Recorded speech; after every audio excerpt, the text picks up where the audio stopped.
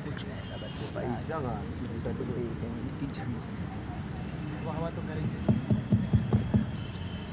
धन्यवाद आज तक मुझे इस महान मंच पर अवसर प्रदान करने के लिए। मैं विष्णुकांत सरवरिया झांसी से आया हूं और बड़ी इच्छा थी कि यहाँ एक अवसर मिल जाए और मुझे ये अवसर मिला। देखिए, कविताएं करना, उपमाएं करना, लिखना, ये सब कुछ कवियों के हाथ में है, उनका एक अधिकार है। गज़ल लिखना, जो शायर हैं वो शायरी लिखते हैं, गज़ल लिखते हैं, कविताएं लिखते हैं, कविवर महोदय हैं। यहाँ तमाम नए पुराने अनुभवी सभी प्रकार के कविवर विराजमान हैं। तो मैं सबसे पहले क्षमा चाहूँगा उनसे, क्योंकि मैंने एक दुस्साहस किया है, कवियों के ऊपर व्यंग लिख दिया। क्योंकि कवि सभी के ऊपर लिखते हैं, मैंने उनके ऊपर लिख दिया, तो ये एक दुस्साहस है। लेकिन मैं पहले ही क्षमा प्रार्थना कर लेता हूँ।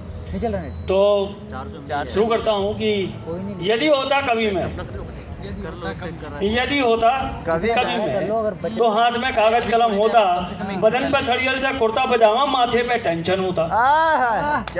यदि होता कवि में। साधारणतः सभी कवियों की ऐसी स्थिति नहीं होती, लेकिन मैंने ऐसे कवि देखे हैं।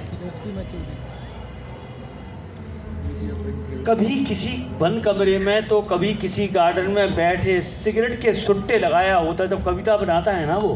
तो ये स्थिति अक्सर मैंने देखी है, सभी के लिए नहीं है। वैधानिक चेतावनी के साथ कि सिगरेट पीना स्वास्थ्य के लिए हानिकारक है, परंतु ये मैंने देखा है कि कभी किसी बंद कमरे में तो कभी किसी गार्डन में बैठ के सिगरेट के सुट्टे लगाया होता, और कभी किसी कन्या की उपमाएं बनाया होता। यदि होता कवि, यदि होता कवि में, लिख लिख के फिर मिटा मिटा कविता को पूरा किया होता, और किसी तरह कविता को पूरा लिख के किसी संयोजक के हाथ पे जोड़ा होता कि भैया एक मौका तो दे दो भाई, एक मौका दे दो। संयोजक ने भी तरस खा के किसी तरह मुझे एक मौका मुहैया कराया होता, मौका पाके मेरा सीना चौड़ा हो गया होता। आके मंच के पैर छू के मंच पर कविता पाठ किया होता। कविता पाठ करते करते बीच में एक महोदय लट्ठे लेके खड़ा हुआ होता, जिसको देख के मेरा मन घबराया होता।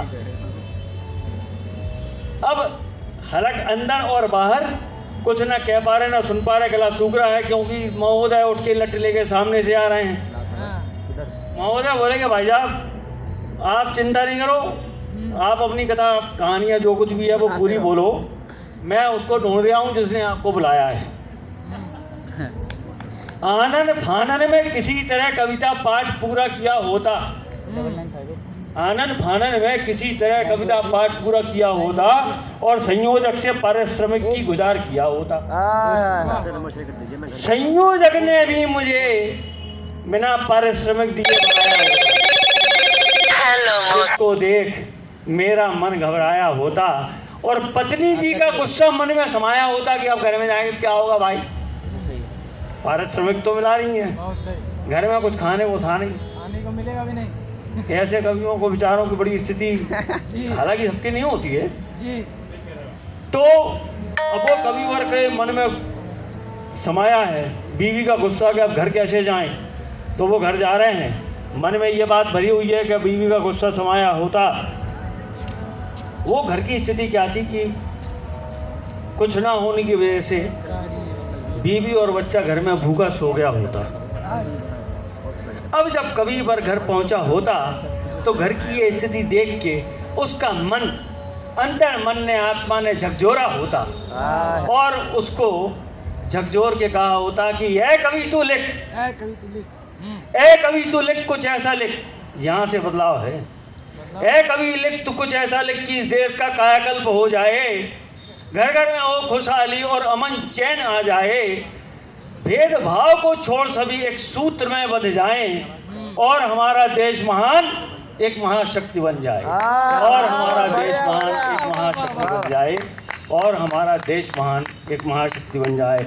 आज तक का पुनः एक बार धन्यवाद मुझे यहाँ अवसर प्रदान करने के लिए, और आप सभी का भी धन्यवाद मुझे सुनने के लिए। बहुत सही।